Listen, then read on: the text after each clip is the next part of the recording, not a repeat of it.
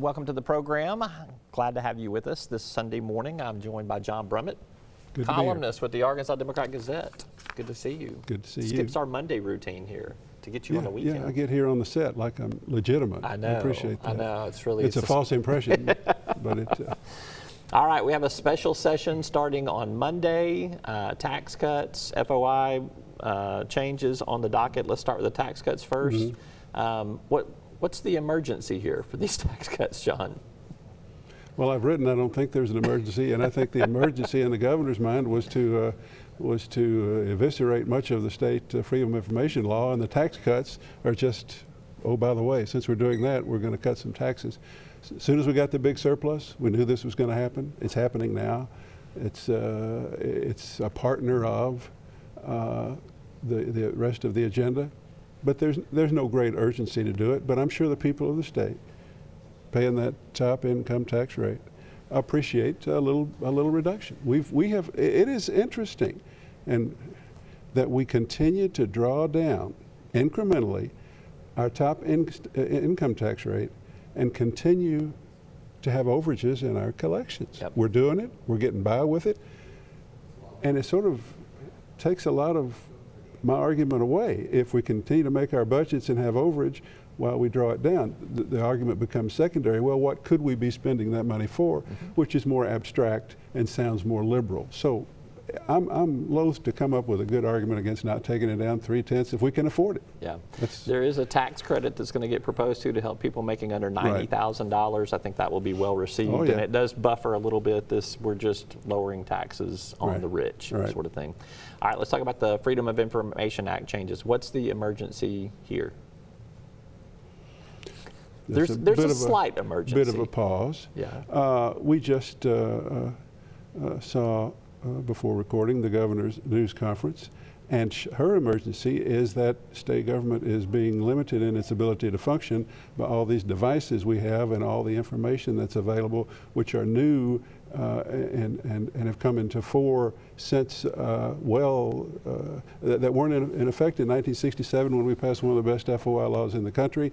And she's saying that her family, her children, are at risk if under the things we can find out, and that the FOI is being weaponized. I'm against all of that, weaponizing it. I'm against anything that threatens her children or any children or her. But this is a broad-based erosion of the FOI. We can't even find out who's on the plane with her, where she went after she's done it. No active security risk under this law, under this bill as she proposes. And then she wants all state agencies to be able to exempt themselves from FOI on the deliberative process as they're making decisions. We have a working papers exemption already. She's selling this, and she will sell it successfully as security for her family in a new time. It is a deep, deep weakening of one of the nation's best freedom of information laws. Yeah. She says it mirrors the federal FOI. We in the media who've dealt with the federal FOI know that people go, oh no, let's not get into that federal FOI. We'll never get the information. Plus, I didn't think she liked the federal government. But anyway, that's... Apparently on FOI. Let's all be clear. Please be safe, Governor. Please be safe, children. If I thought anything I wrote jeopardized her children, I would go rake leaves for a living. I mean, I would. I mean, that's a selling point, but this is really a deep, deep, broad-based, vague weakening of a FOI that we formerly in the state treasured, and now it's going to be much less. There's a way to break out the protection and security part of this that she wants and not do some of the other components that are in this draft bill that has been released. And so to your point about it being something that weakens the existing FOIs, one of the arguments that she used in the press conference is that people can get access to business recruiting in the state of Arkansas. There's already exemptions on the book for that. We have fought that battle for years. We've landed 5 of the biggest industrial projects in our state in the last 2 administrations, and we have the FOI law that we have now. She said the FOI has been virtually unchanged since 1967. Not true. We fought the reasonable battles about how do we recruit industry and compete with other states. and not jeopardize business prospects by making some of their records available on their FOI. And we have tended to those. This will be a major, the biggest ever. I mean, state police records on using a taxpayer-provided plane to transport our governor, who's traveling with her, where'd they go, what was the purpose. All of that is now off limits and will be covered by an aggregate report quarterly to the Legislative Council, which will tell us nothing, all on the argument that if we find out after the fact those things, there's some sort of new risk to family. It's going to pass. It's going to pass overwhelmingly. You generally don't call special sessions unless the votes are already she's there. got it set up, and lobbyists are telling me, legislators are saying, I ain't real crazy about it, but I'm not going to vote against this. So it's going to pass. But I just want to make clear, this is, it's a little generally darker in Arkansas government after next week, based on what we're going to do. And I think it is more than we certainly have to do, than we have to do to meet her stated objective, which is security for her family. There's a way to carve it out in terms of eliminating any real serious jeopardy about who's going where, what are their patterns of travel, without all of this. Yeah, I want to touch a little bit more on the fact that the argument is going to be made that we haven't changed the law too. You mentioned that we have changed the law. I mean, we did several years ago. There's a protection in place so that, you know, how water system security work in our state, so that you can't poison a water system and, you know, do a mass killing of someone. That's an exemption that's on the books.